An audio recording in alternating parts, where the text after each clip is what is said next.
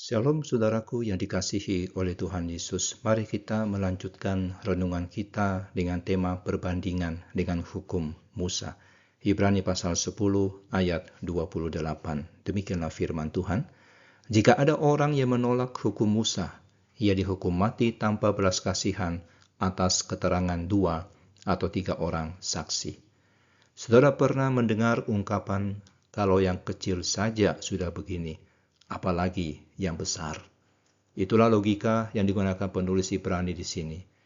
Jika menolak hukum Musa sudah mendapatkan hukuman mati, bagaimana dengan menolak Kristus yang jauh lebih agung? Jika ada orang yang menolak hukum Musa, ia dihukum mati tanpa belas kasihan atas keterangan 2 atau 3 orang saksi. Ini merujuk pada sistem peradilan yang Allah berikan kepada Israel untuk menangani pemberontakan total terhadap otoritas ilahi. Yang dimaksud bukan pelanggaran hukum biasa, tapi penolakan menyeluruh terhadap seluruh sistem hukum yang Allah berikan melalui Musa. Hukuman mati tanpa belas kasihan.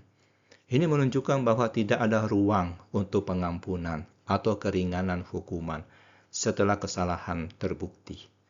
Hukum memang menyediakan cara khusus untuk menangani berbagai jenis dosa, tetapi penolakan terhadap seluruh sistem menempatkan seseorang di luar perlindungan hukum. Persyaratan 2 atau 3 orang saksi menunjukkan bahwa Allah peduli dengan keadilan dan perlindungan terhadap tuduhan palsu. Sistem ini melindungi orang tidak bersalah sambil memastikan bahwa pemberontakan sejati terhadap otoritas ilahi dapat diidentifikasi dan dihukum dengan tepat. Saksi-saksi sendiri memikul tanggung jawab serius atas kesaksian mereka. Saudara, prinsip ini mengajarkan kita bahwa Allah adalah hakim yang adil sekaligus penyayang. Bahkan dalam sistem yang mengenakan hukuman berat untuk pemberontakan, Dia menyediakan perlindungan terhadap ketidakadilan dan memastikan proses yang fair sebelum menjatuhkan hukuman. Penulis menggunakan contoh ini untuk membangun sebuah argumen yang lebih besar. Jika penolakan terhadap hukum yang diberikan melalui hambanya Musa sudah pantas mendapat hukuman mati, betapa lebih seriusnya menolak pewahyuan yang diberikan melalui Anak Allah. Logika ini tidak dapat dielakkan. Hak istimewa yang lebih besar menciptakan tanggung jawab yang lebih besar.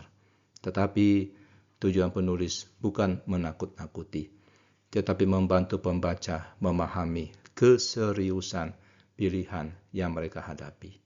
Dengan menunjukkan konsekuensi menolak pewahyuan yang lebih rendah, Dia mempersiapkan mereka untuk memahami kenapa menolak Kristus memiliki konsekuensi yang jauh lebih serius.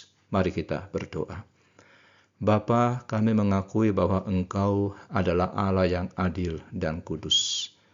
Bantu kami memahami betapa berharganya pewahyuan yang Engkau berikan melalui Kristus.